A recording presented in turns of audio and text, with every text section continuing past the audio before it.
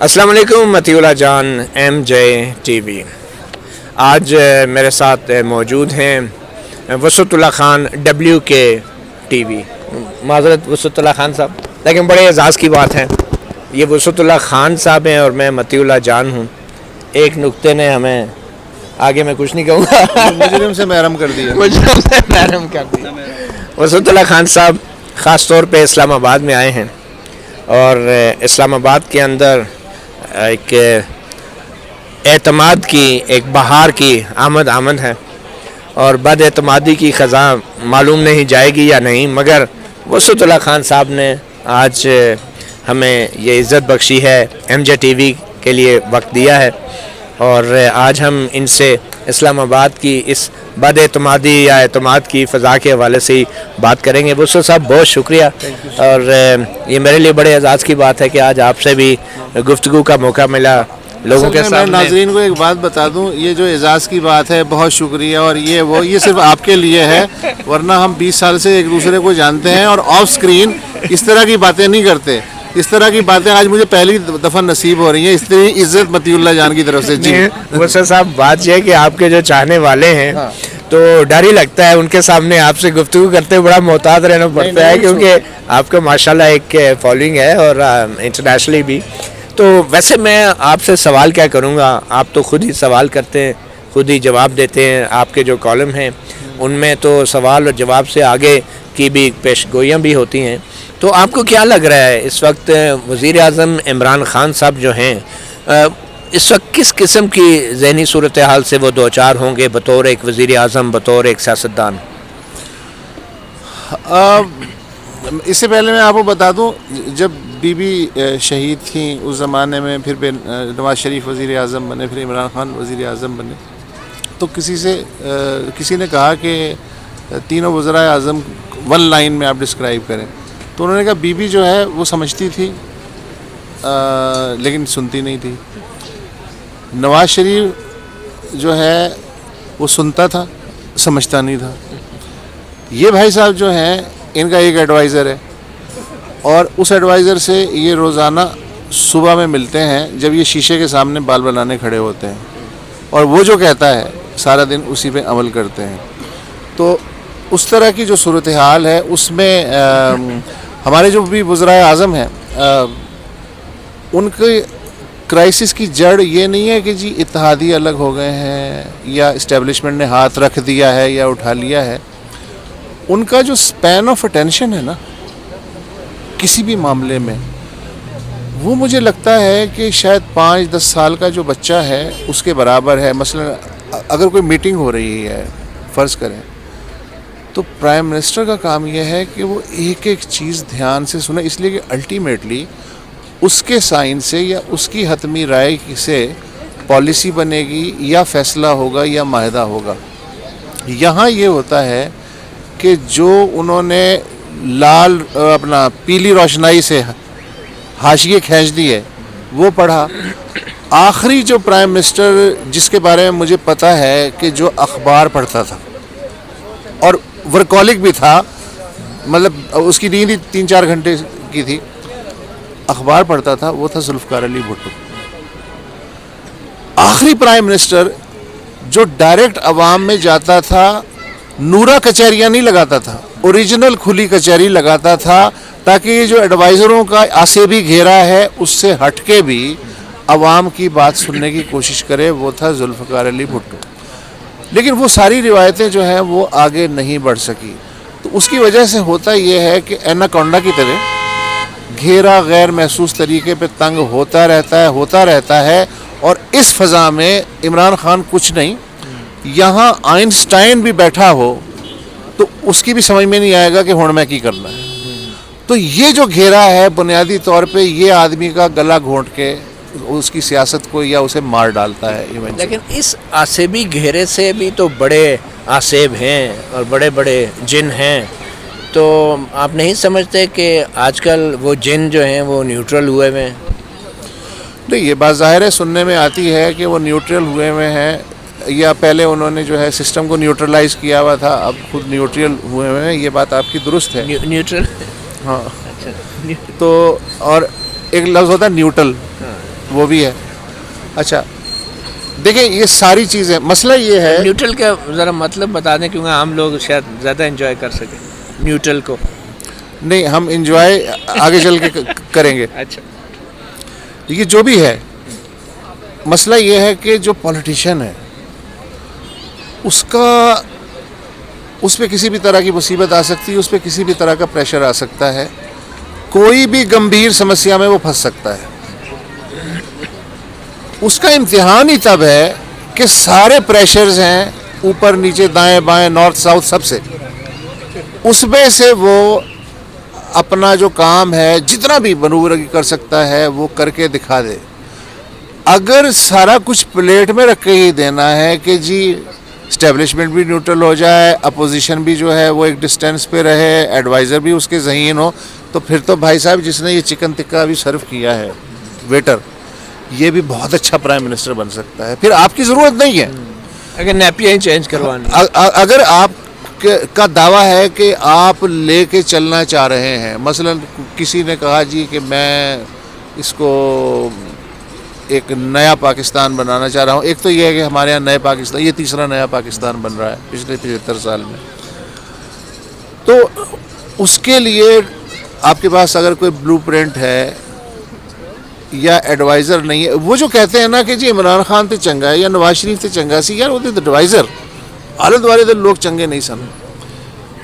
تو یار ان کو ایڈوائزر کس نے رکھا, ان کو قریب کس نے آنے دیا, یا وہ خود بخود آ گئے؟ تو یہ جو گیمکس اور ایکسکیوزز ہوتے ہیں, شوق بہت ہوتا ہے بچپن سے. مثلا مجھے بھی شوق ہے کہ میں اس ملک کا پرائم منسٹر بنوں, لیکن پھر اچھا میں بیٹھ گیا کرسی پہ آگے. تو یہ جو تیاریاں ہوتی ہیں یہ اگر نہ ہوں اور آپ بیساکھیوں کے محتاج ہوں, آپ الیکٹیبلز کے محتاج ہوں, آپ کسی مامے کی انگلی پکڑنے کے عادی ہوں, آپ ہر وقت یہی دیکھتے رہیں کہ قالین ابھی آپ کے پاؤں کے نیچے ہے یا نہیں ہے, اور آپ کی 2 آنکھیں تو سامنے دیکھ رہی ہوں اور ایک آنکھ آپ کو پیچھے بھی چاہیے ہو کہ پشت سے تو کوئی وار نہیں کر رہا ہے, تو یار سارے جو 3 4 5 سال آپ کے ہیں وہ تو اسی میں گزر جائیں گے نا. اسی میں اپنے آپ کو بچاتے ہوئے کھاؤں کدھر کی چوٹ بچاؤں کدھر کی چوٹ میں اگر گزر گئے تو پھر تو آپ گزر گئے. تو ہمارے ساتھ یہی ہوا ہے. اور دوسری جو نحوست ہے وہ یہ ہے کہ اس ملک کی 75 سال کی, اب تو ماشاءاللہ یہ پلاٹینم جوبلی کہتے ہیں, کیا کہتے ہیں, پلاٹینم جوبلی میں داخل ہو گیا ہے. 75 سال میں جو چوتھا سال ہے وہ بڑا منحوس سال ہوتا ہے. اول تو اس ملک میں 3 مہینے کی بھی وزیر اعظم رہے ہیں, اور 3.5 سال کے بھی, 3.25 سال کی بھی ہیں. چوتھے سے 5ویں میں کوئی جمپ نہیں لگا پایا آج تک, ذوالفقار علی بھٹو سمیت. تو یہ جو ایک چوتھے سال کی نحوست ہے یہ کیسے پیدا ہوتی ہے؟ یا تو وہ یہ ہے کہ وہ اپنے آپ کو وزیر اعظم سمجھنا شروع کر دیتا ہے, یا اسے یاد نہیں رہتا کہ بیسیکلی وہ ایک کمپنی کے CEO کے طور پہ الیکٹ کیا گیا ہے جس کا مالک کوئی اور ہے. وہ یہ سمجھتا ہے کہ جس طرح مالک جو ہے جتنی پاور اس کے پاس ہے CEO کے پاس بھی اتنی پاور ہونی چاہیے. یا پھر اس کرسی میں کوئی نحوست ہے کہ وہ چوتھے سال جو ہے وہ اس کے لیے اجنبی ہو جاتی ہے. اس پہ بھی غور کرنے کی ضرورت ہے کہ چوتھا سال پاکستان میں کراس کیوں نہیں ہو سکتا. اس کے لیے بھی کوئی استخارہ کرنا پڑے گا. بہرحال وسعت اللہ صاحب, سوال یہ پیدا ہوتا ہے کہ چلیں یہ شخص تو جو تھا جیسا تھا اور جو ہوگا, اس کے بعد کی جو قیادت ہے اس کو آپ کیسے دیکھ رہے ہیں؟ اور جو اس وقت اپوزیشن کا کردار ہے, شہباز شریف صاحب قومی حکومت کی بات کر رہے ہیں اور بلاول بھٹو کہہ رہے ہیں وزیر اعظم نواز شریف کا ہوگا, تو کیسے دیکھ رہے ہیں اپوزیشن کے اس تمام معاملے میں کردار کو؟ آپ نے پرانی 60s 70s کی انڈین موویز دیکھی ہیں جس میں ایک مل کا مالک ہوتا تھا, ایک مزدور لیڈر ہوتا تھا, اور ایک پاکٹ یونین بھی ہوتی تھی. اب تو یونین ہی نہیں ہے تو پاکٹ یونین بھی خیر نہیں ہے. ایک تو مجھے وہ سلسلہ یاد آتا ہے.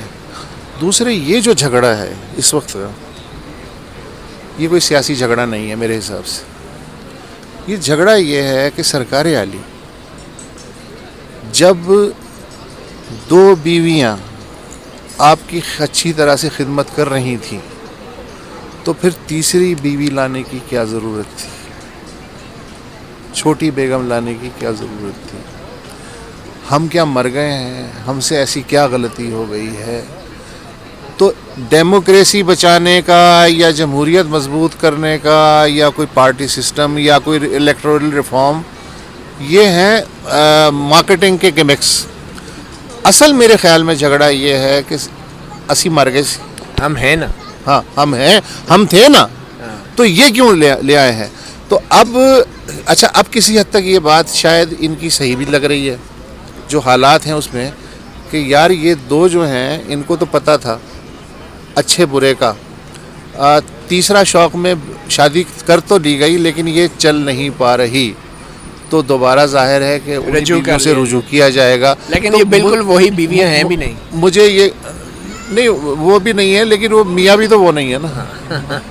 تو یہ ساری چیزیں جو ہیں، مجھے کبھی کبھی اس سینیریو میں دیکھتا ہوں پولیٹکس میرے ذہن سے مائنس ہو جاتی ہے کہ یہ ایک طرح کا گھریلو قسم کا جھگڑا ہے. اس میں اگر آپ یہ کہہ رہے ہیں کہ ووٹر کہیں دور دور تک نہیں ہے، عام آدمی کہیں دور دور تک نہیں ہے، مہنگائی کسی بھی زمانے میں الیکٹڈ حکومت ہو نان الیکٹڈ حکومت ہو ایشو رہا ہی نہیں. اصل ایشو یہ ہے کہ جو طاقت موجود ہے اس کو ہر قیمت پہ، بھلے اس کے لیے لیٹنا بھی پڑے، چانڈ مار کے پیری بھی پینا پوے. ہمارے یہاں ایک آتا ہے نا باسی کڑی میں، کبھی کبھی ابال آتا ہے کہ اچانک سے ایک لیڈر جس کے بارے میں ہم سمجھتے ہیں یار یہ تو اسٹیبلشمنٹ کی پیداوار ہے، اچانک سے لگتا ہے یار یہ تو لینن اور ماؤ زے تونگ کے لیول پہ جانے کی کوشش کر رہا ہے. وہ 2 منٹ کا انقلابی ہوتا ہے، وہ تیسرے منٹ میں وہ پھر سیٹ ہو جاتا ہے.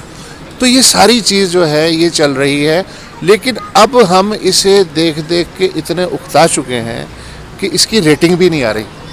اچھا وسعت اللہ صاحب، یہ بتائیں کہ اگر آپ یہ کہہ رہے ہیں کہ یہ ووٹروں کا معاملہ نہیں ہے اور یہ سارا جھگڑا جو ہے یہ ایک گھریلو ازدواجی قسم کا جھگڑا ہے طاقتوروں کے درمیان، تو پھر ہم جیسے دانشور جو ضمانتوں کے چکر میں اندر ہو گئے ان کے لیے کیا حکم ہے؟ نہیں، یہ تو آپ سمجھتے ہیں نا کہ آپ جیسے دانشور ہیں، باقی لوگ کیا آپ کو دانشور سمجھتے ہیں؟ اور خاص کر وہ لوگ ایون صحافی بھی سمجھتے ہیں. ہم اپنے تئیں خوش ہوتے رہتے ہیں یار دیکھو آج، اسی لیے میں نے کہا ہم جیسے دانشور. تو اچھا آپ لوگ ویسے بھی ظاہر اقلیت میں ہیں. اور دوسری بات یہ کہ جہاں تک میڈیا کا تعلق ہے، اگر آپ کا یہ کلیم ہے کہ آپ ایک بااصول صاف ستھرے ضمیر کی آواز پہ کہنے والے میڈیا کے خود ساختہ ٹھیکیدار بنے ہوئے ہیں، اچھا خود ساختہ ہی ہیں، اس لیے کہ آپ کو کوئی آرگنائزیشن اون نہیں کرے گی، انہیں مرنا تو نہیں ہے نا. ہاں، انہیں اپنا گھی بیچنا ہے، انہیں اپنی سگریٹ بیچنی ہے، انہیں اپنا تیل بیچنا ہے، ان کے کئی طرح کے کاروبار ہیں.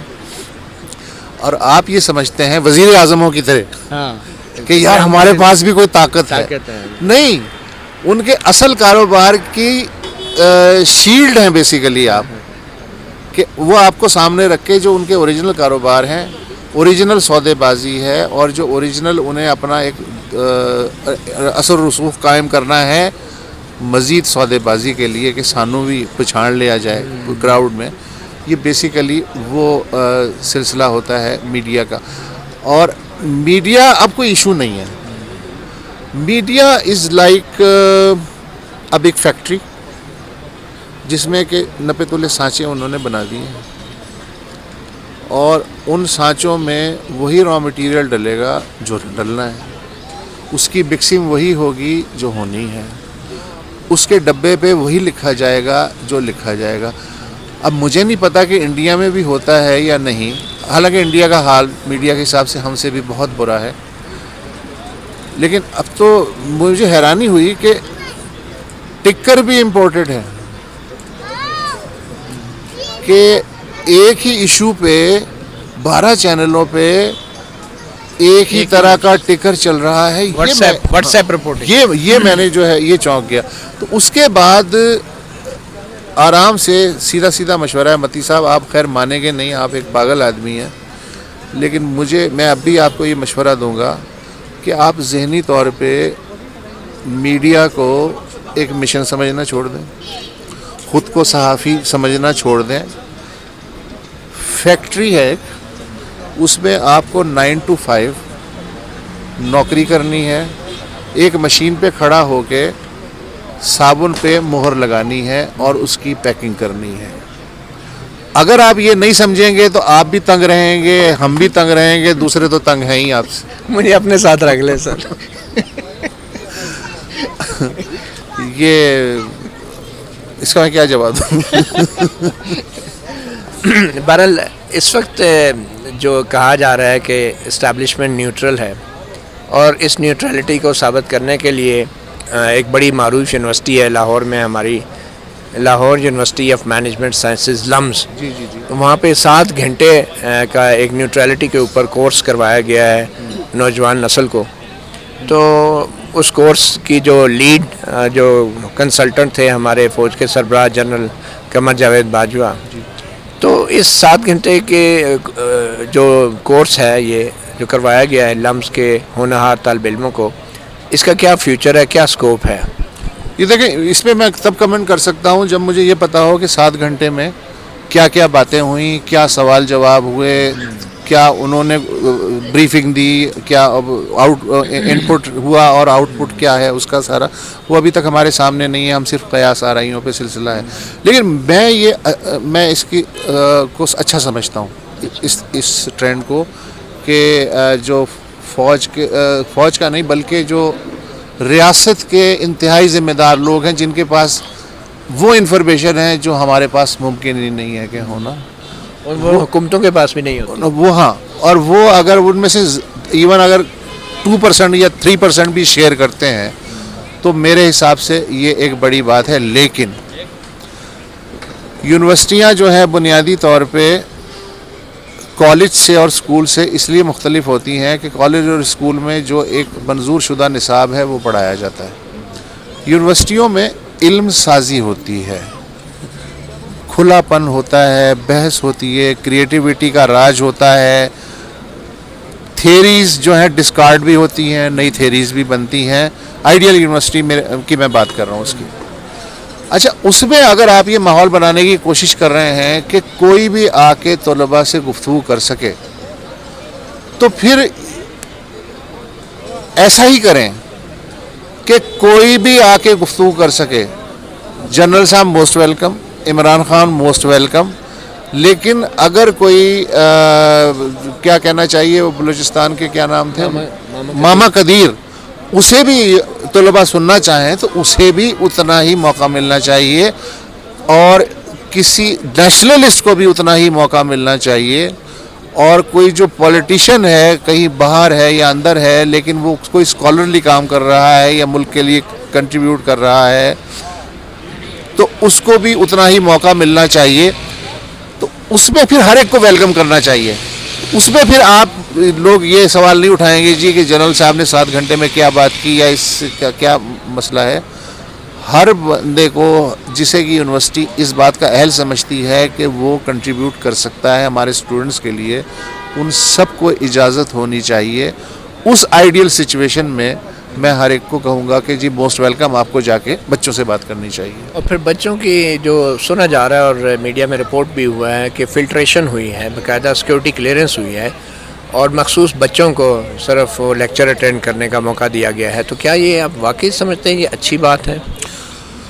دیکھیں, اس سے پہلے, اور اس کی تردید نہیں ہوئی. ہاں, اس سے پہلے کسی یونیورسٹی میں فوج کے سربراہ گئے ہیں, اس طرح سے انہوں نے وقت گزارا ہے, جاتے رہتے ہیں, نسٹ میں ہیں, جاتے رہتے ہیں, جو اپنی اپنا ادارہ ہے نا. ویسے جو ہے جیسے لمز ہے یہ تو فوج کا ادارہ ہے, لیکن ہر یونیورسٹی میں تو نہیں جا سکتے, ہر یونیورسٹی میں نہیں جاتے وہ یا نہیں جا سکتے. لیکن اگر یہ کسی نئے ٹرینڈ کا نقطۂ آغاز ہے تو اچھا ہے. شروع میں ظاہر ہے کہ سیکیورٹی کنسرن وغیرہ کی وجہ سے فلٹریشن بھی ہوئی ہوگی, سب کچھ ہوا ہوگا, پروفائل کچھ بھی سب کچھ ہوا ہوگا.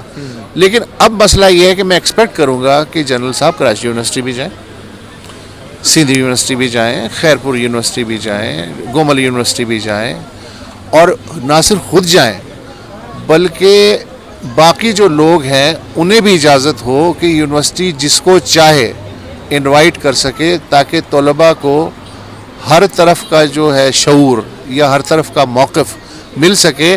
اس سے جب ان کی انالیٹیکل پاور جو ہے وہ جب انہینس ہوگی تب کوئی نئی ایسی چیز کھل کے سامنے آئے گی جو ہمارے لیے اور ملک کے لیے بھی فائدہ مند ہو. اگر یہ سلیکٹیو ہے معاملہ تو پھر اس کا کوئی فائدہ نہیں ہوگا. کوئی فائدہ نہیں. دوسرا یہ کہ آپ نے کہا کہ اگر انفارمیشن جو جنرل صاحب کے پاس ہے وہ کسی اور کے پاس نہیں, اور وہ یقیناً دینی چاہیے, مگر کیا بات صرف انفارمیشن تک ہے, یا فوج یا اسٹیبلشمنٹ اپنے سیاسی کردار کا ایک جواز بھی پیدا کرتی ہے اور اس کے حق میں دلیل بھی دیتی ہے؟ تو کیا جنرل صاحب کو فوج کے سیاسی کردار کے حق میں نوجوان نسل کے سامنے دلیلیں دینی چاہیے, اور اس آئین کے برخلاف جس پہ انہوں نے حلف بھی اٹھائے ہوئے ہیں؟ نہیں, یہ میں نے جو 7 گھنٹے میں ہوا میں نے پہلے بھی عرض کیا ہے, میرے سامنے نہیں ہے. اگر یہ ساری چیزیں میرے سامنے آ جائیں, سوال و جواب کیا ہوئے, اس کے بعد ہم کھل کے اس موضوع پہ بات کر سکتے ہیں. فی الحال جو اکا دکا چیزیں گھوم کے آ رہی ہیں تو ایسا لگ رہا ہے کہ تصویر کا ایک ٹکڑا سامنے ہے, 4 ٹکڑے سامنے نہیں ہیں. تو میرا خیال ہے کہ یونیورسٹی کو اب چاہیے کہ وہ ساری ڈسکشن جو ہے اس کے منٹس یا اس کی ڈیٹیل یا اس کی سمری ریلیز کر دے, تاکہ اس طرح کی جو چیزیں ہمارے ذہن میں آ رہی ہیں کہ پتہ نہیں کیا ہوا ہوگا, آدھی بات ہوئی پوری بات ہوئی, اس سے نجات مل سکے. اور جو اصل مقصد ہے کہ کوئی بھی اپنی بات کرے اور طلباء کی تربیت ہو, وہ مقصد بھی تبھی پورا ہو سکتا ہے جب یونیورسٹی اس طرح کی جو خصوصی سیشنز ہیں ان کو سوشل میڈیا پہ ڈالے اور صحافیوں کی بریفنگ کرے اور خود بھی جاری کرے کہ کیا ہوا. اس لیے کہ ایک عام آدمی تو نہیں تھے نا جنرل صاحب, یا اگر پرائم منسٹر جائیں تو وہ کوئی عام آدمی تو نہیں ہے نا. تو اس کے لیے میرا خیال ہے یونیورسٹیوں کو خصوصی اہتمام کرنا چاہیے, اور انہیں اجازت بھی ہونی چاہیے کہ وہ اپنی مرضی سے پوری کی پوری جو روداد ہے وہ لوگوں کے سامنے لائیں, نہ کہ کچھ پسندیدہ قسم کے ٹکڑے. اچھا, اب آ جاتے ہیں ہم آکسفورڈ یونیورسٹی کے پڑھے ہوئے ہمارے وزیر اعظم عمران خان صاحب کی طرف.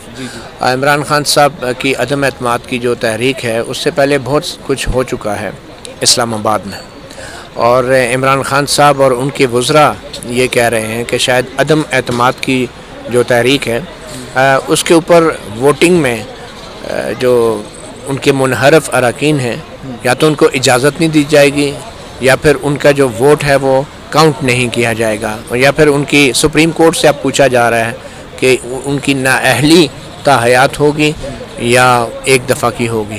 تو آپ اگر اس صورتحال میں ایک وزیر اعظم ہوتے, ایک سیاستدان ہوتے, تو آپ کیا کرتے؟ پہلی بات تو یہ ہے کہ میں پان کھاتا, اس لیے کہ پان کھانے سے منہ بند رہتا ہے. دوسری بات یہ ہوتی کہ میں یہ کہتا کہ یہ میری پوری کابینہ ترجمان نہیں ہے, اس کابینہ میں سے فلاں صاحب جو ہیں صرف ان کی بات ترجمان کے طور پہ تسلیم کی جائے. تیسری بات میں یہ کرتا کہ چونکہ ضروری نہیں ہے کہ میں اگر ہائیسٹ عہدے پہ بیٹھا ہوں تو میں کوئی قانون دان بھی ہوں اور کوئی دگج قسم کا جو ہے وہ میرا جوڈیشل ایکسپیرینس بھی ہو. یہ جن کا کام ہے یہ انہیں ہی کرنا چاہیے. آپ کے پاس پوری لا منسٹری موجود ہے, پورا نیشنل اسمبلی کا سیکریٹریٹ موجود ہے, الیکشن کمیشن موجود ہے, اور اعلیٰ عدالتیں موجود ہیں. ٹھیک ہے, جو بھی ریلیونٹ مسئلہ ہے, جو بھی کنسرنڈ ادارہ ہے, اس کو بلا کے آپ کہیں کہ یار یہ مشکل ہے, اس میں یہ جو شقیں ہیں آئین کی ان کا کیا مطلب ہے اور یہ کس طرح لاگو ہوتی ہیں. جب وہ بریفنگ دے دیں جو کہ ٹیکنیکل اور پروفیشنل بریفنگ ہو, اس کے بعد اپنا آپ منہ کھولیں اور آپ کی جو بھی خواہش ہے اس کو آپ بیان کر سکتے ہیں. یا ہوتا یہ ہے کہ پہلے آپ نظریہ اضافت پیش کر دیتے ہیں اور اس کے بعد کہتے ہیں کہ چونکہ میں نے یہ بات کہہ دی ہے لہٰذا اس کے حساب سے جو ہے ریلیونٹ شکیں وغیرہ جو ہیں ان کو سیدھا الٹا کیا جائے. تو اس طرح کام نہیں چلتا. مثلا میں جتنا بھی طاقتور ہوں آج کی دنیا میں, مگر آئین کو میں توڑ مروڑ اپنی مرضی سے تو نہیں کر سکتا نا. میری خواہش تو ہے کہ میں 12 صفحے کی کتاب کہہ کے اسے پھاڑ دوں, لیکن ایسا میں کر نہیں سکتا. اچھا جب میں یہ کر نہیں سکتا تو پھر جو ریلیونٹ لوگ ہیں ان سے پوچھ لوں یار اس ایشو پہ آپ ٹیکنیکل رائے کیا ہے, اور پھر اس رائے کے حساب سے آپ عوام سے مخاطب ہوں اور آپ اپنے خیالات کو وضع کریں. تو اس کی وجہ سے یہ اس طرح کی خامخواہ کی فالتو کی الجھنیں ہوتی ہیں, جس کی وجہ سے اپوزیشن بھی بھڑکتی ہے, خود حکمران پارٹی بھی کنفیوز ہوتی ہے, اور جو تماشائی ہیں وہ دم سادے کھڑے رہتے ہیں کہ پتہ نہیں کیا ہونے والا. آپ کے خیال میں 27 مارچ کو کیا ہونے والا ہے؟ مجھے نہیں معلوم کہ کیا ہونے والا ہے. یہ بھی ہو سکتا, مجھے لگتا ہے کہ اب یہ میری خوش فہمی بھی ہو سکتی ہے کہ شاید عین وقت پہ یہ جو اجتماعات ہیں وڈرا ہو جائیں, کوئی اس طرح کا راستہ نکل آئے, عدالت کی مدد سے, اسٹیبلشمنٹ کی مدد سے, بیچ کے لوگوں کی مدد سے. ورنہ تو ظاہر ہے کہ سب کو پتہ ہے, مطلب نابینا بھی جانتا ہے کہ کیا ہو سکتا ہے. تو میرا نہیں خیال کہ اگر ایک بھی عاقل آدمی موجود ہے حکومتی کیمپ میں خصوصاً, وہ یہ چاہے گا کہ اس طرح کی نوبت آئے. اس لیے کہ اس طرح کی نوبت آنے کا مطلب یہ ہے کہ ساری کرسیاں الٹیں گی, میزیں الٹ جائیں گی, اور اس کے بعد پھر آپ روتے پھریں, اور پہلے اپنے سر پہ آپ ڈنڈا مارتے ہیں اور پھر آپ چیختے ہوئے گھومتے ہیں کہ یار یہ میرے سر میں گومڑا کس ڈنڈے سے نکل رہا ہے. بھائی ڈنڈا آپ نے ہی چلانے کی کوشش کی. شیخ رشید صاحب کی باتوں کو سنجیدگی سے لیا جائے. شیخ رشید صاحب اپنی باتوں کو خود سنجیدگی سے نہیں لیتے, تو ہم کون ہوتے ہیں ان کی باتوں پہ کوئی تبصرہ کرنے والے. وہ کہتے ہیں نا پھر 10 سال تک لائن میں لگے رہیں گے. ہاں, شیخ صاحب جو ہیں وہ پیشگوئی کرنے کے وہ ماسٹر ہیں.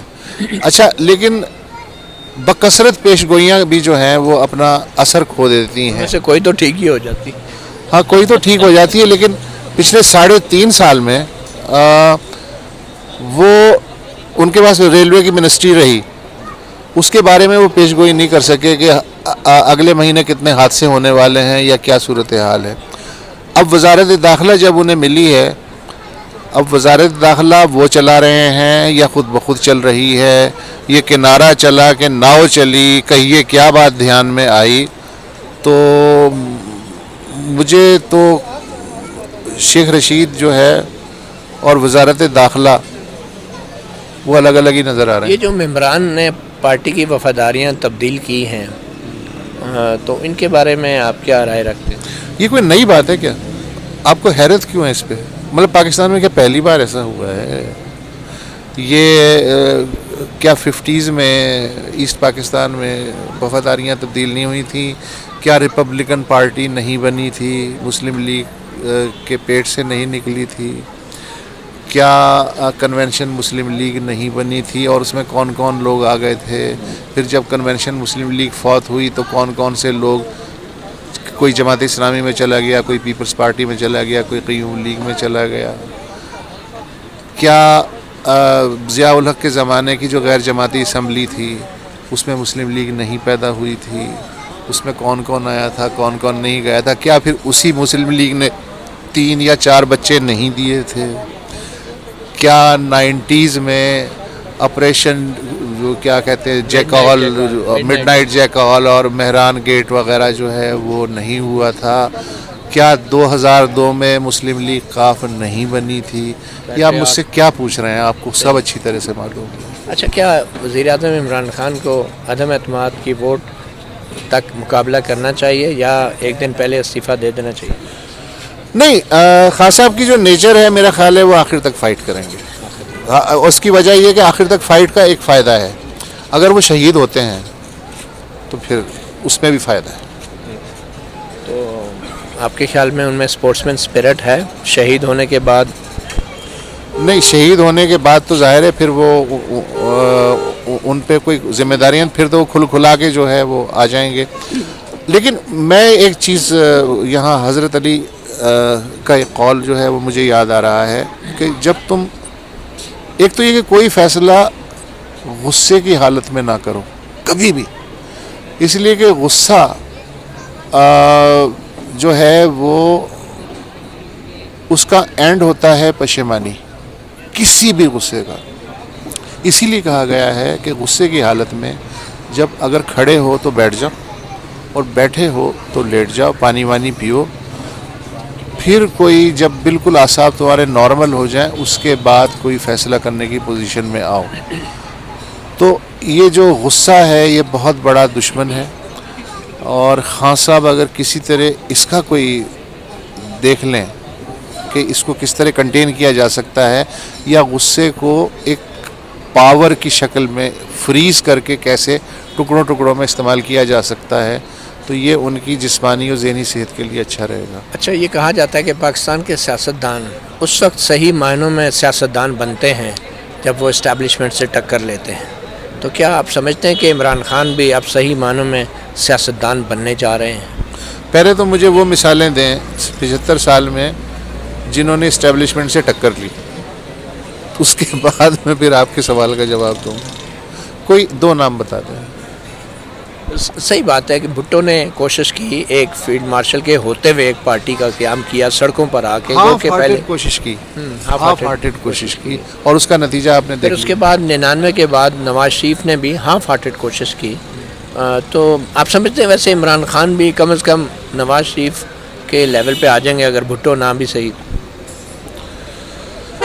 مجھے نہیں معلوم کہ وہ آئیں گے یا نہیں, لیکن خان صاحب ہیں, ان کا اپنا سٹائل ہے اور وہ اپنے نمونے سے چیزوں کو ڈیل کرنے کی کوشش کریں گے. اب اس میں وہ کتنے کامیاب یا ناکام ہوتے ہیں, ابتدائی طور پہ ظاہر ہے کہ انہیں ولڈرنیس میں گھومنا پڑے گا, اس لیے کہ جو آدمی 3.5 سال میں لیڈر آف دی اپوزیشن سے پارلیمنٹ کے فلور پہ ہاتھ ملانے کو تیار نہ ہو, سلیکٹ کرنے پہ, جو کہ رسمی بات ہوتی ہے نا کہ ہم اجنبی سے بھی کر لیتے ہیں, اس پہ بھی تیار نہ ہو, جو کہ منتقم مزاج ہو, جو ایک گول جب سیٹ کر لے تو ادھر ادھر یہ نہ دیکھے کہ باقی جو گول ہیں وہ اگنور ہو رہے ہیں یا نہیں ہو رہے. تو یہ فراق بڑا مشکل گزرے گا. آخری سوال, ابھی تک جو کچھ قوم کے ساتھ ہوا یا جو کچھ 2018 کے الیکشن میں ہوا, اس سب کا قومی مجرم کون ہے, آپ کیا سمجھتے ہیں؟ 2018 کے الیکشن میں جو ہوا اور جو ابھی تک ہوا ہے قوم کے ساتھ, عوام کے ساتھ, اس کا مجرم کون ہے 18 کے الیکشنز کے؟ پہلے تو میں یہ طے کروں کہ یہ جرم ہے. آپ کیا سمجھتے ہیں جو کچھ ہوا ہے, کیا وہ ایک قدرتی جمہوری عمل تھا؟ دیکھو یار, قدرتی جمہوری عمل اس ملک میں کب ہوا ہے؟ پھر میں تم سے یہی سوال پوچھوں گا. مطلب 70 کی ہم مثال دیتے ہیں نا, 70 میں بھی کون سا قدرتی جمہوری عمل ہوا؟ اس وقت کے بھی کوئی مجرم تھے, اس وقت کا کون ہے آپ کے خیال میں؟ یہ فوری طور پہ نہیں طے ہو سکتا. جب یہ پورا ایپیسوڈ مکمل ہو جائے گا 70 کی طرح سے, اس کے بعد جو جواب ہوگا وہ آپ کو بھی شرمندگی سے بچائے گا اور مجھے بھی شرمندگی سے بچائے گا. ابھی تو ڈرامہ چل رہا ہے, ابھی تو پارٹی چل رہی ہے نا. بیچ پارٹی میں ہم کیسے کہہ دیں کہ اینڈ میں کون جو ہے لڑکے گا اور کون جو ہے اپنے پیروں پہ کھڑا رہے گا؟ اتنی بے صبری اچھی نہیں ہوتی. مگر ہمیں مڑ کے دیکھنا پڑے گا, جو بھی نئی قیادت آئے. ہو سکتا ہے مڑ کے دیکھنے کا بھی موقع نہ ملے. خان صاحب نے تو ڈرائی دی ہے اور خان صاحب تو ڈرائی رہے. بہت شکریہ وسعت اللہ خان صاحب, مطیع اللہ جان ایم جے ٹی وی کو وقت دینے کا. وسعت اللہ خان صاحب ہمیشہ سے بہت کچھ بہت کم الفاظ میں بیان کر دیتے ہیں اور صرف سمجھنے والے ہی ان کو صحیح سمجھ سکتے ہیں. مگر وہ بھی کہتے ہیں نا کہ نہ سمجھے کوئی خدا کرے. ہاں, بک رہا ہوں جنوں میں کیا کیا, کچھ نہ سمجھے خدا کرے کوئی, کچھ نہ سمجھے خدا کرانا واسطے ہی ایسے تو میرا انٹرویو لیا نہیں. مطیع اللہ جان ایم جے ٹی وی سے اتنا ہی. اللہ حافظ.